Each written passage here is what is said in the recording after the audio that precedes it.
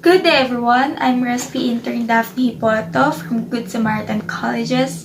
So for today's video, we're going to have a return demo in pulmo rehab for the procedures of breathing maneuver. So before I proceed to our return demo, let me show you the 4 types of coughing that we will going to do in this video. First type is quadriplegic cough. So if you have enough arm strength, you may be able to help yourself cough. So the steps of quadriplegic cough is: first, wrap both arms around your abdomen just below the rib cage. Number 2, take a deep breath and hold it. And last is cough and throw your upper body forward over your arms while hugging your abdomen. So before we proceed to our demo, I am wearing a mask for the safety for this pandemic. Okay, so now we'll proceed the demo. So I have here my patient and we will start. To do is to take a deep breath and then exhale forcefully. So in order for that, the quadriplegic is needed a push to the abdomen. So it's okay for you? Yes. Okay, so let's begin. Okay, so take a deep breath and hold and then cough. So if you will go into cough like that. Okay, so again, take a deep breath, hold steady, and then cough. So the next coughing maneuver under the quadriplegic cough is the trumpet cough. Okay, so sir, all you have to do is to inhale deeply and then vibrate your lips while the air goes out by your lips as well. Okay, so inhale deep. Okay, hold it and then vibrate. So the last part of the quadriplegic cough is the shoulder. Okay, so all we have to do is just like the basic quadriplegic cough is inhale, hold it, and then cough. Okay, so inhale, hold it, and then okay, very. So the second type of coughing maneuver is huffing. Huffing is also known as huff coughing. It's a technique that helps move mucus from the lungs. So the steps of huffing is: 1. Take a slow deep breath to fill lungs about 3/4 full. Number 2 is hold breath for 2 or 3 seconds. Number 3, exhale forcefully but slowly.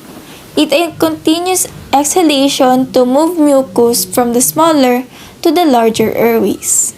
Maneuver. Okay, so sir, all you have to do is to inhale deeply and then exhale just like huffing. So if you know inhaling in the mirror, okay, just on that. So let's start.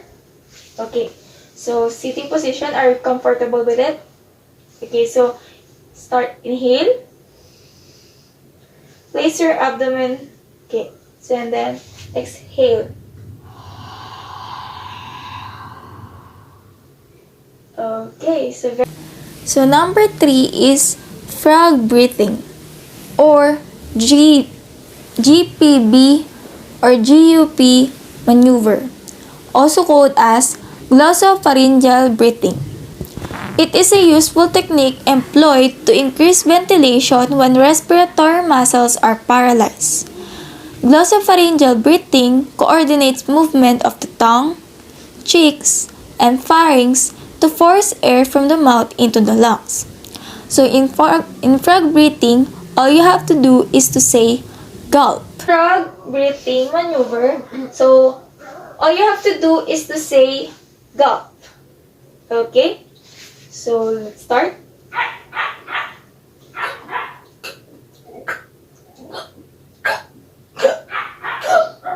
Okay. So the last part of coughing technique or coughing maneuver is ACBT, or also called as active cycle of breathing technique.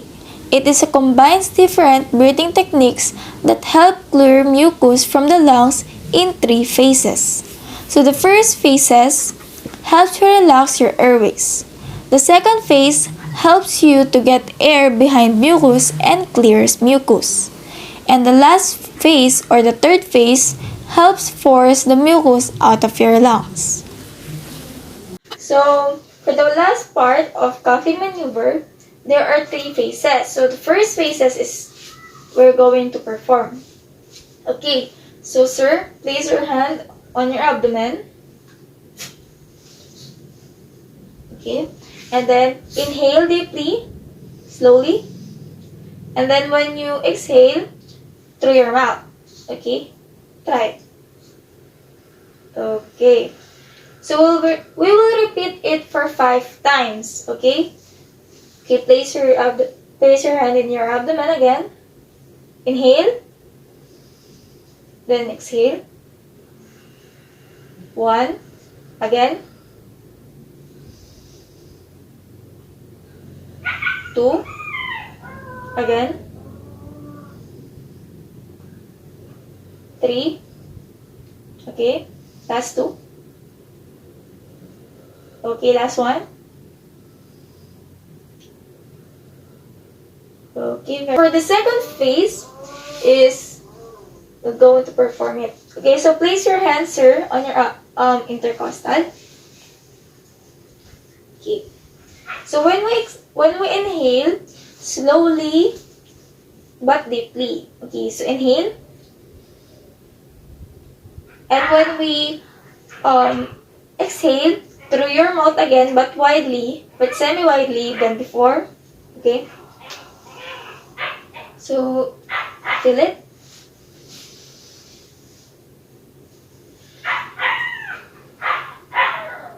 Okay. Again. Inhale.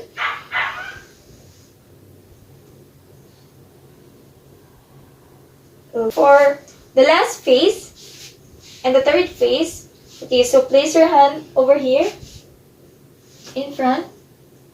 Okay, so when you exhale, you can feel the air on your hand. Okay, so try. Can you feel it? Yes. Okay, so straight body. Okay, so there are 2 options. When you inhale longer, your exhaling is shorter. When you inhale shorter, your exhaling is longer. Okay, so try for the longer inhaling one. Okay, so inhale deeply, long. Exhale short. Okay, so for the second one is inhale shorter and then exhale longer. Okay, again. Use your mouth when you're exhaling, okay? Okay, so again. So, which you are comfortable with? The longer inhaling or the shorter inhaling? Shorter inhale. Okay, so again.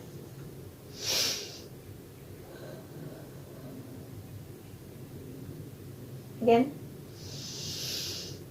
That's the longer one. Okay, so okay, again. Okay, very good.